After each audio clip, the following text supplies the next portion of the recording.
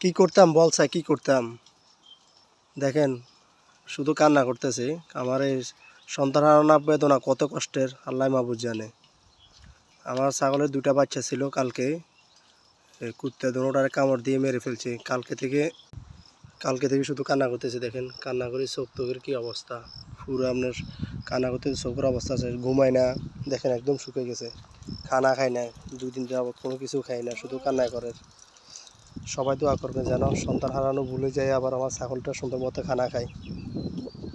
আসলে বেদনাটা অনেক কষ্টের, একজন মাই জানে যে আসলে সন্তান হারানো কত কষ্টের। আল্লাহ পাক রব্বুল আলামিন সবাইকে ধৈর্য ধরার তৌফিক দান করুক, আমিন।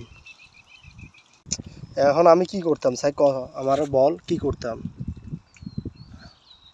আমি যদি থাকতাম আমারও তো কষ্ট হইতেছে। আমি লালন পালন করছি না এদেরকে, আমি লালন পালন